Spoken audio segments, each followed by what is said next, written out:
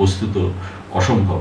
আমরা ঠিক কোনটাকে ঠিক বলবো পাঠান্তর, কোনটাকে বলবো যে একটা সম্পূর্ণ ডিফারেন্ট ওয়ার্ক অফ আর্ট, আর একটা ভাষ্য, সেটা একটা খুব কঠিন একটা প্রশ্ন। এবং সেখানে তার সঙ্গে সাহিত্য কুটির এবং সংরূপের প্রশ্নও আছে। যে রবীন্দ্রনাথ চিত্রাঙ্গদা লিখেছিলেন 3 বার, একবার কীর্তিনাট্য হিসেবে, একবার নৃত্যনাট্য হিসেবে, একবার ইংরেজিতে, যেখানে মদন হয়ে যাচ্ছে ইরস।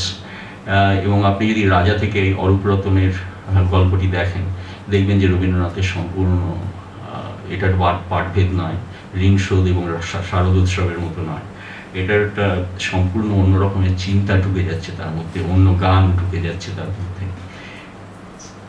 এরকম একজন মানুষ, যিনি আবার একটা গল্পই বিভিন্ন ধরনের সাহিত্য কুটির মাধ্যমে উপস্থাপিত করেছিলেন, যেমন পরিষদ থেকে শ্যামা। আমরা আরও অনেক এই ধরনের ইয়ের কথা ভাবতে পারি। একটি আষাঢ়ে গল্প থেকে তাসের দেশ, আমার চট করে কিছু আর মনে পড়ছে না, আমি তো প্রস্তুত হয়ে আসিনি। কিন্তু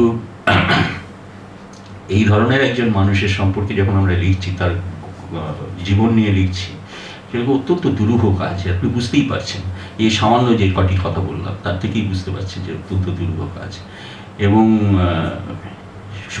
শুধু যে দুরূহ কাজ তা নয়, এটাও মনে রাখতে হবে যে সিনেমা ছাড়া, যদিও নটির পূজা উনি ইয়ে করেছিলেন, চিত্রায়িত করেছিলেন, তবে ওটা ঠিক সিনেমা বলতে আমরা যা বুঝি তা নয়।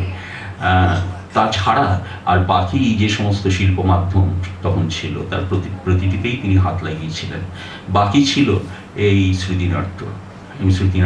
যদিও অনেক সময় পাঠ, যেটা নাট্যের ভাষ্যের পাঠ, উনি অনেক সময় করেছেন।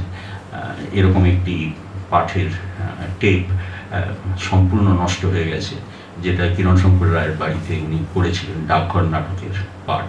এটা খুবই আক্ষেপের বিষয় যে এগুলো পাওয়া যায় না। এই শ্রুতিনাট্য সম্বন্ধে কয়েকটা কথা বলি।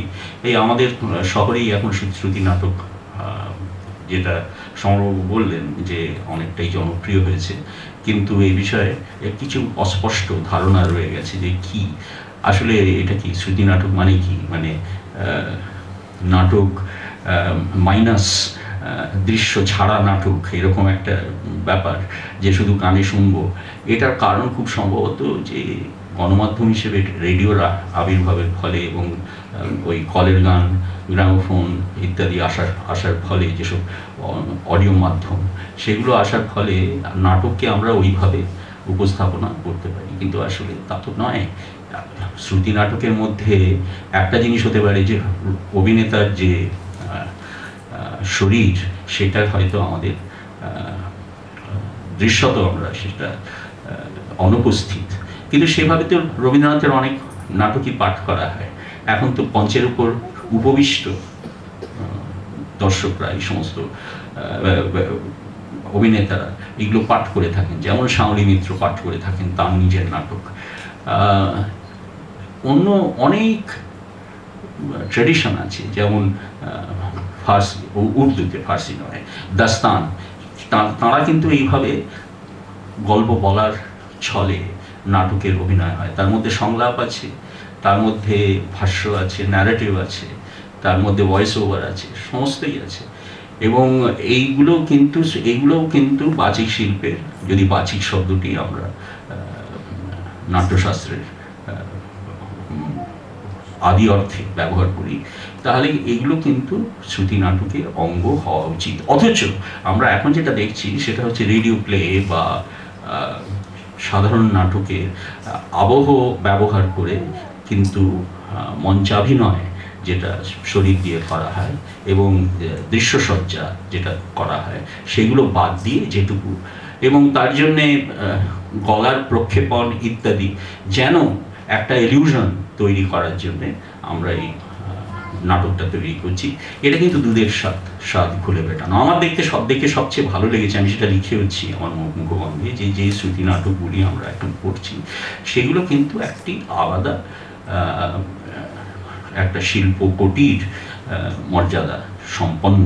কারণ তার মধ্যে এক ধরনের সম্পূর্ণতা আছে, যে এটা নেই বলেই আমরা এটাকে শ্রুতি নাটক বলবো এরকম ধারণা থেকে শ্রীমতী সাহা লেখাগুলো লেখেননি। এটি সবচেয়ে বড় গুণ বলে আমার মনে হয়েছে। আর আরেকটা জিনিসও একটু বলে নিই, সেটা হচ্ছে যে রবীন্দ্রনাথের জীবন নিয়ে যখন আমরা লিখি তখন দু তিনটি খুব কঠিন জিনিস আছে। একটা জিনিস হচ্ছে যে রবীন্দ্রনাথ জীবনের সম্পর্কে যেগুলো নিজে যেগুলো লিখেছেন, যেমন জীবন স্মৃতি, সেগুলো সম্পূর্ণ বিশ্বাসযোগ্য নয়। কারণ রবীন্দ্রনাথের জীবন স্মৃতি বা ছেলেবেলায় যেগুলো লেখা হয়েছে, আরেকটা ছোট্ট আছে আত্মপরিচয় সম্পর্কে একটা ছোট বই আছে, কিন্তু সেগুলো আমরা পরে যারা এ বিষয়ে গবেষণা করেছেন, অনুসন্ধান করেছেন, তারা দেখেছেন যে কবির স্মৃতি এইসব ব্যাপারে প্রায়শই প্রতারণা করেছেন তার সঙ্গে, এবং এমনকি তার নিজের রচনা কোনটা তাঁর এবং কোনটা আসলে তার নয় সে বিষয়ে উনি সবসময় একেবারে যে নিঃসংশয় ছিলেন তা কিন্তু নয়। প্রিয়ঙ্গদা দেবীর লেখা ঢুকে গেছে লেখনের মধ্যে, আপনারা হয়তো জানেন। তো এইরকম একজন লোকের স্মৃতিকথা থেকে একটা কিছু নির্মাণ করা খুব কঠিন ব্যাপার, কারণ আমরা ধরেই নিচ্ছি ফেস ভ্যালিউ যে এইগুলো কিন্তু সত্যি কথা, এগুলো অ্যাকুরেট। কিন্তু তপতী সাহার শ্রুতি নাটকে যেটা আছে সেটা হচ্ছে আমরা কবিকে যেভাবে পড়ি, আমরা কবিকে যেভাবে জানি, আমরা যেভাবে কবিকে ভালোবাসি, শ্রদ্ধা করি, ঠিক সেই জিনিস, সেই স্পিরিটটা ধরবার চেষ্টা করা। এটা কোনো অ্যাকুরেসি চেষ্টা এখানে নেই, যার জন্য সমরবাবু বললেন যে এটা যেটা আমরা ইংরেজিতে বলি অ্যাফেক্টিভ বায়োগ্রাফি, যেটা আমাদের আবেগকে স্পর্শ করে, যেটা আমাদের ইমোশনকে স্পর্শ করে, সেটা নিয়েই ওর সবচেয়ে বেশি জোর ছিল ওই জায়গাগুলোর উপরে, এবং সেটাই শিল্পের কাজ। এটা গবেষণার কাজ নয়, এটা শিল্পের কাজ। কিন্তু যে শিল্প জীবনীর উপর দাঁড়িয়ে আছে, গবেষণার উপর দাঁড়িয়ে আছে, তাকে অত্যন্ত সতর্কভাবে চলতে হয়। এটা প্রায় ট্র্যাপিজ আর্টিস্টের খেলা দেখাবার মতো, এবং সেটা উনি করতে পেরেছেন এবং করেছেন অত্যন্ত বিনয়ের সঙ্গে, হিউমিলিটির সঙ্গে। কোনো ধরনের এখানে পাণ্ডিত্য প্রদর্শনের কোনো চেষ্টাও নেই, এবং এই কারণে আমি যথেষ্ট মুগ্ধ হয়েছি বইটি পড়ে, এবং আজকে আমি এখানে থাকতে পেরে আমি খুবই খুশি। সকলকে আমার ধন্যবাদ আমাকে আমন্ত্রণ জানাবার জন্যে, এবং পুনরায় আপনাদের কাছে একটু ক্ষমা চেয়ে নিচ্ছি, আপনাদের সময় একটু নষ্ট করেছি দেরিতে এসে, সেই জন্য। আমার একটা প্রশ্ন আপনার ছিল, কিছু মনে করবেন না, এই শ্রুতি নাটক সম্পর্কে আমাদের ধোঁয়াশা মানে খুব একটা স্পষ্ট যে আপনি বললেন, তা যারা শ্রুতি নাটকের কুশীলক তারা তো মঞ্চে বসে আছে, তাদের অঙ্গভঙ্গি বা চোখের বা মুখের এই যে অভিব্যক্তিগুলো, সেগুলো কি খুব দরকার, না কেবলমাত্র সেটা আপনি যে ট্র্যাডিশনে কাজ করবেন, যেমন দাস্তানে আপনার সমস্ত নটাঙ্কিতে আপনাকে নাচতেও হবে না, গানও করতে হবে না, আপনি এক জায়গায় বসে করতে পারেন, তার সঙ্গে একটা বাজনার অনুষঙ্গ থাকবে। এখন ব্যাপারটা হচ্ছে যে আপনার ধোঁয়াশা, সেটা হচ্ছে শ্রুতি নাটক সম্পর্কে আমরা যদি visible version of A radio play বলি, তাহলে আমার মনে হয় যে আমরা ওটাকে একটা অত্যন্ত ট্রাঙ্কেটেড একটা ফর্ম আমরা পাবো। সেটা আপনি নাট্যামোদী হিসেবে বুঝতে পারবেন যে সেটা আমাদের তৃপ্তও করবে না, সেটা মনে হবে যেন এটা দুধের স্বাদ গলে মেটাচ্ছি। যেমন শেষের দিকে শম্ভুবাবু চাঁদ বণিকের পালা পাঠ করতেন, তার কারণ হচ্ছে তার শারীরিকভাবে তিনি আর পেরে উঠতেন না অভিনয় করতে, এবং সেইটা তো শ্রুতি নাটক সেটা ছিল না, সেটা উনি কোনোদিন বলেননি যে শ্রুতি নাটক। উনি বলতেন যে আমি চাঁদ বণিকের পালা পাঠ করব। তাহলে সেইখানে ওকে আমরা দেখতে পাচ্ছি কিনা, 1 টাকার টিকিট কাটলে নিউ এম্পায়ারের পেছনের দিকে বসে তো মুখটা দেখাই যেত না, দূরবীন দিয়েও দেখা যেত না, কলা মন্দিরে বসলে আরও খারাপ অবস্থা, আর যদি বঙ্গ সংস্কৃতি সম্মেলনে দেখেন তাহলে একটা বিন্দু দেখতে পাবেন। তো এখন ব্যাপারটা হচ্ছে, যদি আপনি মনে করেন যে না, শ্রুতি নাটক একটা বাচিক শিল্প যেটা ইন্টিমেট থিয়েটারের মধ্যে হবে, যেভাবে দাস্তান হয় বা অন্য রকমের বিভিন্ন বঙ্গভাষীদের বাইরে যা ট্রেডিশন আছে তার মধ্যে হয়, তাহলে কিন্তু অভিব্যক্তিটা অত্যন্ত জরুরি হয়ে পড়বে সেখানে।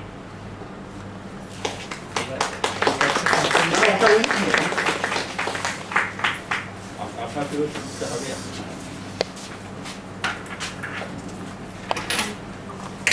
গ্রন্থ প্রকাশ করছেন অধ্যাপক তপন চক্রবর্তী।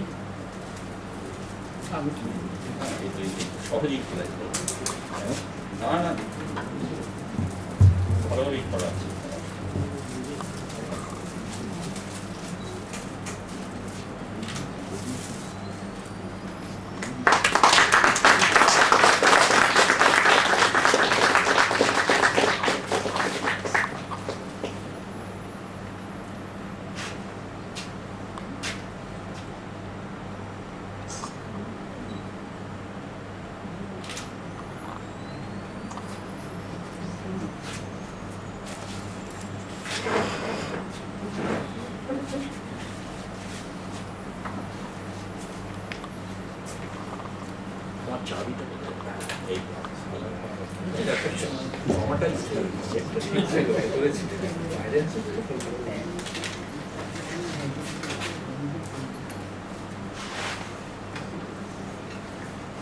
আমি এখন এই নাট্যকার তপতি সাহাকে বলবো তার যে সংসার জীবনের এত ব্যস্ততার মধ্যে থেকে যে ত্যাগ এবং তিতিক্ষার মধ্য দিয়ে এই সৃষ্টিটা সে করতে পেরেছে সে সম্পর্কে যদি দু চারটি কথা বলে তাহলে খুব ভালো হয়। প্লিজ আসুন।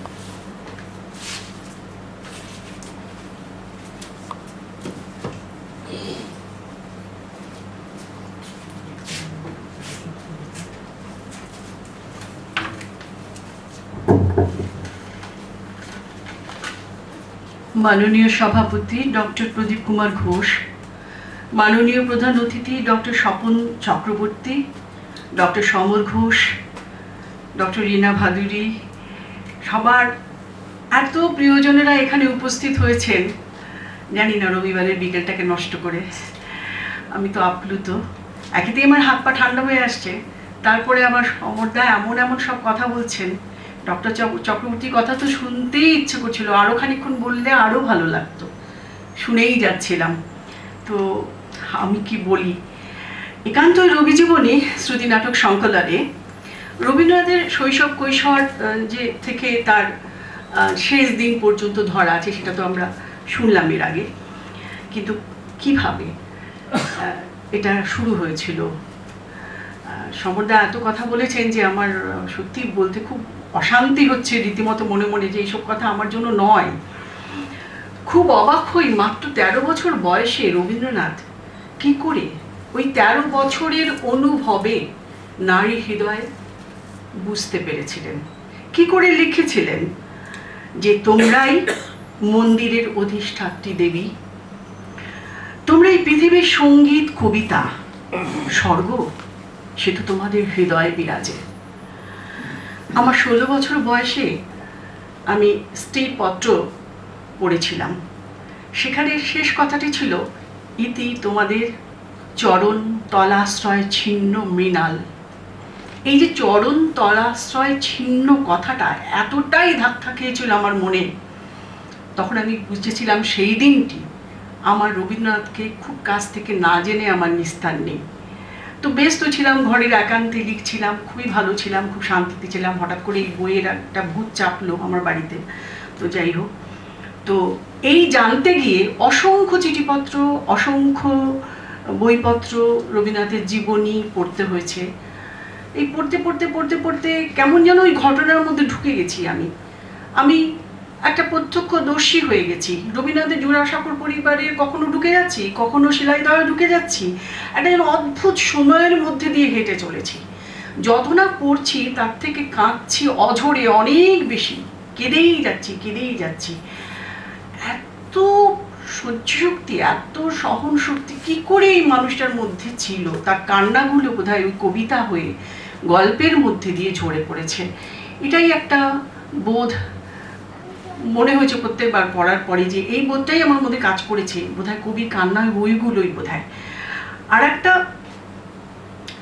ব্যাপার যেটা, দুঃখ সুখে অবিচলিত থাকার বোধই এই জ্ঞানটা বোধহয় আমি লাভ করেছি যে স্থির থাকো, দুঃখ শোকেও কত স্থির, তোমার থেকেও অনেক বেশি দুঃখ অনেক অন্য মানুষের, তোমার নিজের দুঃখকে খুব হইচই করে প্রকাশ করবার মতো কিছু ঘটেনি, তুমি স্থির থাকো, এইটা আমি জেনেছি। এত ভালোবাসার মানুষটিকে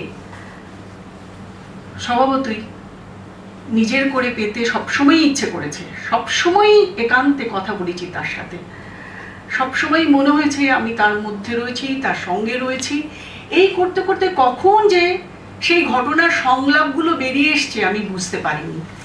সেই শুরু আমার নাটক লেখা, আর সেই সংলাপকে প্রাণ দিতে পেরেছে আমাদেরই গড়া গল্পহীন শ্রুতিকথার আমাদের সভ্যরা। আমরা যখন অভিনয় করি মঞ্চে, আমার মতে মনে হয় সেটা প্রাণ পেয়েছে। সেই সংলাপই থেকে যেত, প্রাণ পেত না, অভিনয়ের মধ্যে দিয়েই সেগুলো প্রাণ পেয়েছে। আমরা একের পর এক অভিনয় করে চলেছি, আমাদের বহু মানি গুণী মানুষ আমাদের সমর্থনে এগিয়ে এসছেন, আমাদের সাহায্যে এগিয়ে এসছেন, পৃষ্ঠপোষকতা এগিয়ে এসছেন। আজকে এমন একজন আমাদের মধ্যে উপস্থিত আছেন, শ্রী রবীন্দ্র কুমার পাল, আমরা সবাই জানি হিন্দুস্তান সুইটসের কর্ণধার। ওনার পৃষ্ঠপোষকতা না থাকলে আমরা রবীন্দ্র সদনে প্রথম অনুষ্ঠানটি করতে পারতাম না। তো এমন আন্তরিকতার সঙ্গে সবাই এগিয়ে এসেছেন বলেই বোধহয় আজকে আমরা 2 দশকের উপরেও এটা করে যেতে পারছি। কিন্তু লিখে গেলেই তো হলো না। একটু আগে ডক্টর চক্রবর্তী বললেন যে কত তথ্য, কত প্রমাণ, হয়তো আমরা যেগুলো লিখেছি তার মধ্যেও যে কত প্রমাণের সত্য অসত্য যথার্থ অনেক কিছুই হতে পারে, সেটা পরে বিচার করবেন পাঠকরা, হয়তো অনেক কিছুই ভুল বেরোবে।